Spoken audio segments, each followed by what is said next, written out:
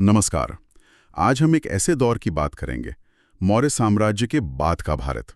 सोचिए, राजनीतिक एकता तो नहीं रही, पर संस्कृति, विचार वो एक नई उड़ान भर रहे थे। जी हाँ, बिल्कुल। ये समय था करीब 200 ईसा पूर्व से 100 ईसा पूर्व का। हाँ, और आज हम इसी दिलचस्प पर अक्सर नज़रअंदाज किए जाने वाले समय की गहराई में उतरेंगे, हमारे पास जो स्रोत हैं उनके आधार पर। सही कहा।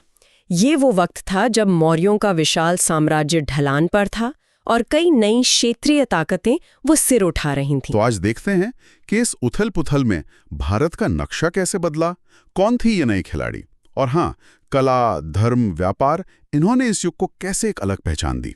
चलिए शुरू करते हैं। शुरुआत तो मौर्यों के पतन से ही करनी होगी। बिल्कुल। अशोक महान के बाद लगता है साम्राज्य थोड़ा कमजोर पड़ गया था। हाँ, पकड़ ढीली हो गई थी और अंत तो काफी नाटकीय था। लगभग 185 ईसा पूर्व के आसपास क्या हुआ था? जो आखिरी मौर्य शासक थे, बृहद्रथ, उन्हीं के सेनापति पुष्यमित्र शुंग ने उनकी हत्या कर दी। अरे, अपने ही सेनापति ने? जी।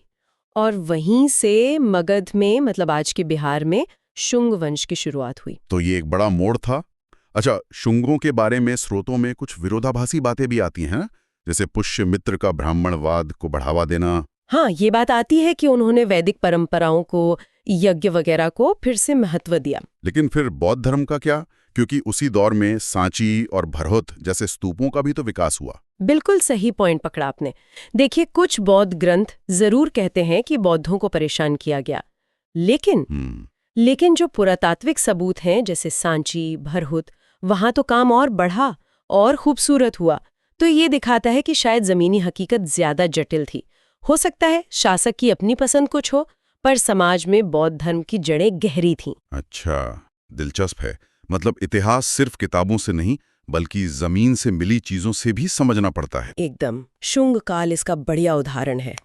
उनका ध्यान तो खैर मध्य और पूर्वी भारत पर था, और उन्हें चुनौतियां भी काफी मिली। हाँ, विदेशी हमले, अंदरूनी झगड़े, ये सब भी चल रहा था। जी बिल्कुल।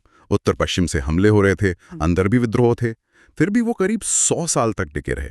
और इस सब के बीच भी कला, वो खूब फली फूली। जैसे वो सांची के तोरण, हाँ, प्रवेश द्वार। हाँ, सांची और भरहूत में पत्थर की वो शानदार रेलिंग, तोरण और उन पर जातक कथाएं, वो सब इसी दौर की देन है। बहुत बारीक काम है। कमाल है। तो पूरब में ये चल रहा था। अब जरा उत्तर पश्चिम की तरफ देखें। सिकंदर के बाद वहां यूनानी बस्तियां थीं, है ना? हाँ, सिकंदर के साम्राज्य के टूटने के बाद मध्य एशिया में बैक्ट्रिया नाम का एक यूनानी राज्य बना था। वहीं से वो भारत की तरफ आए। और उन्होंने यहाँ अपना राज कायम किया। जी, करीब 180 ईसा पूर्व में डिमेट्रियस प्रथम नाम के राजा ने। इसी को हम इंडो यूनानी या हिंद यवन साम्राज्य कहते हैं। पंजाब, गांधार, अफगानिस्तान का इलाका। और इनमें सबसे मशहूर राजा हुई मिलेंडर या मिलिंद। हाँ, मिनांडो प्रथम। उनका जिक्र बहुत आता है, खासकर उस मशहूर किताब की वजह से। मिलिंद पन्य, राजा मिलिंद के प्रश्न। बिल्कुल। ये एक बौद्ध ग्रंथ है जिसमें राजा मिनांडर और बौद्ध भिक्षु नागसेन के बीच गहरी फिलोसॉफिकल बातें हैं, सवाल जवाब है। तो मतलब एक यूनानी राजा बौद्ध दर्शन में इतनी रुचि ले रहा था, ये तो कमाल का सांस्कृतिक मेलजोल दिखाता है। सही कहा। और माना जाता है कि मिनांडर ने बौद्ध धर्म अपना भी लिया था। ये दिखाता है कि कैसे यूनानी और भारतीय विचार एक दूसरे से मिल रहे थे, बहस कर रहे थे। और उनकी कला और सिक्कों पर भी यूनानी असर दिखता होगा। हाँ, बहुत ज्यादा। उनके सिक्के बड़े खास हैं। उन पर राजाओं के चेहरे बने हैं, बड़े यथार्थवादी ढंग से। और लिखावट भी 2 भाषाओं में मिलती है, यूनानी और खरोष्टी या ब्राह्मी लिपि में। अच्छा, द्विभाषी सिक्के। जी। और उनकी कला में भी वो हेलेनिस्टिक स्टाइल दिखता है। इसे हम गांधार कला के शुरुआती दौर से जोड़ सकते हैं। वाह। तो एक तरफ शुंग, दूसरी तरफ इंडो यूनानी।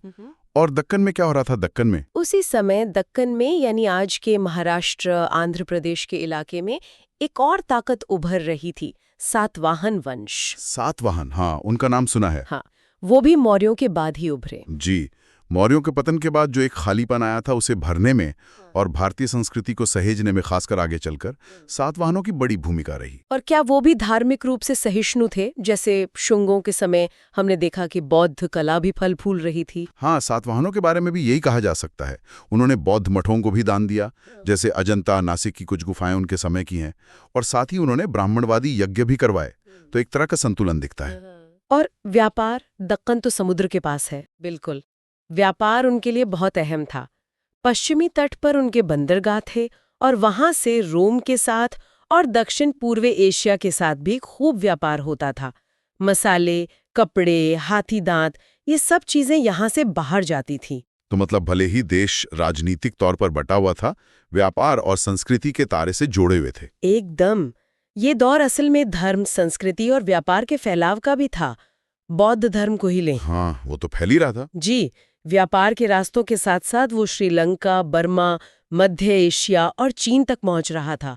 सांची, भरोहुत, अमरावती जैसे बड़े बड़े मठ शिक्षा और कला के केंद्र बन गए थे। और जो महत्वपूर्ण बौद्ध ग्रंथ हैं, पाली कैनन, वो भी इसी दौर के आसपास लिखे जा रहे थे। अच्छा, और जैन धर्म, उसका क्या हाल था? जैन धर्म भी फैल रहा था, खासकर पश्चिमी भारत में।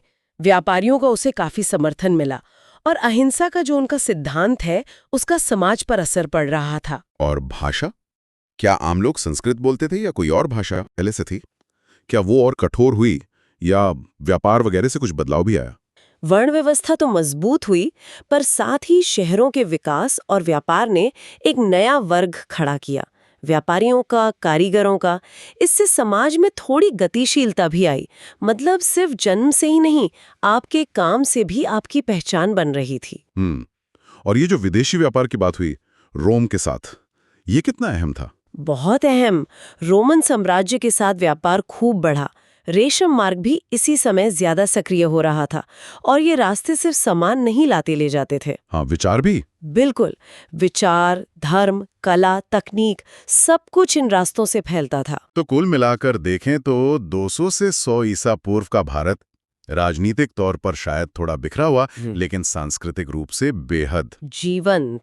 एकदम सही। शुंग, इंडो यूनानी, सातवाहन, सब अपनी अपनी जगह महत्वपूर्ण थे, अपनी छाप छोड़ रहे थे। तो ये सिर्फ एक ट्रांजिशन का, एक बदलाव का दौर नहीं था। नहीं, बिल्कुल नहीं। ये गहन दार्शनिक संवादों का, कला के नए प्रयोगों का, बढ़ते हुए ग्लोबल कनेक्शन का और अलग-अलग संस्कृतियों के मिलने का दौर था। भारत जैसे अपनी आवाज किसी एक साम्राज्य के जरिए नहीं, बल्कि अपनी संस्कृति, धर्म और व्यापार के नेटवर्क के जरिए बुलंद कर रहा था। बिल्कुल। और शायद इस दौर से हमें यही सीखने को मिलता है कि राजनीतिक स्थिरता ही सब कुछ नहीं होती।